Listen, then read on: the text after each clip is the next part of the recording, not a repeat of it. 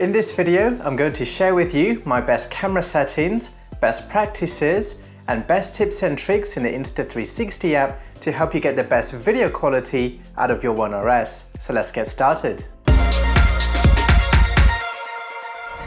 The first tip is very simple but easily overlooked. It's really easy to get dirt, dust, smudges, fingerprints and marks on your 360 lenses.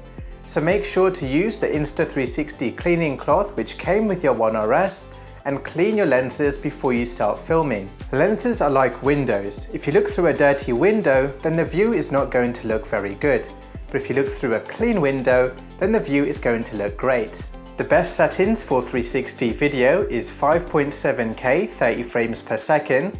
5.7K will give you the most detail in your 360 video, and 30 frames per second will give you the smoothest video possible. This is because 30 frames per second will give flow state stabilization more frames to work with, which is more information to make your video smoother. Set the sharpness to medium to get the most natural look.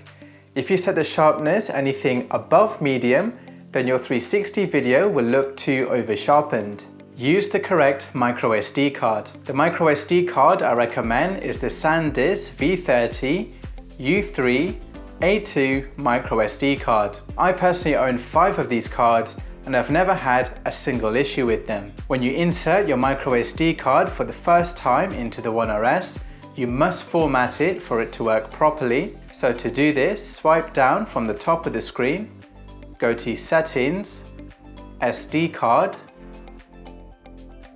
Format SD card, and now your microSD card is ready to use with your One RS. The quickest way to set the correct exposure in daylight is to switch to auto exposure mode, then make sure exposure compensation is set to 0. Then the One RS will pick the ISO and shutter speed automatically to give you the best exposure. You can press record on the One RS and then the ISO and shutter speed will change automatically as the lighting in the environment changes. But if you want the One RS to keep the ISO and shutter speed values consistent, even though the lighting in the environment changes, then switch over to manual exposure mode. This will set the ISO and shutter speed to the same values from auto exposure mode, so the exposure is set for you and you don't need to change it. Now when you press record, the ISO and shutter speed values will stay the same even when the lighting in the environment changes. And this will give you a more professional look in your video because you won't see the exposure jump from darker to brighter or brighter to darker as you move through different areas in your scene. Just remember that every time you want to expose your scene correctly, jump into auto exposure mode, let the One RS pick the correct ISO and shutter speed, then jump back into manual exposure mode to lock the ISO and shutter speed in place. For a professional look, it's best to set the white balance manually so you don't see color temperature shifts in your video. To judge the correct white balance, just scroll through the white balance settings until the preview is not too cool or too warm. Usually on a bright sunny day, I set the white balance to 5500 Kelvin, 6500 Kelvin on a cloudy day, 4000 to 4500 Kelvin in indoor or fluorescent lighting, and around 5000 K in low light. Set your color profile to vivid, and this will give you punchy colors directly out of the camera ready to upload onto social media. Make sure the lens is always facing the subject in your video. If your subject is moving across the frame, then turn the One RS to keep the subject in the center of the lens. This is important for 2 reasons.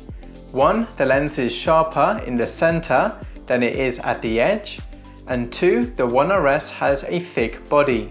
So when your subject goes past the stitch line of the One RS, there is a high chance of seeing a stitch line error. So if you keep your subject in the center of the lens at all times, then there is no chance of seeing a stitch line error. If your subject has to go past the stitch line of the One RS, then I recommend your subject is at least 1 meter away from the One RS to reduce the chance of seeing an obvious stitch line error.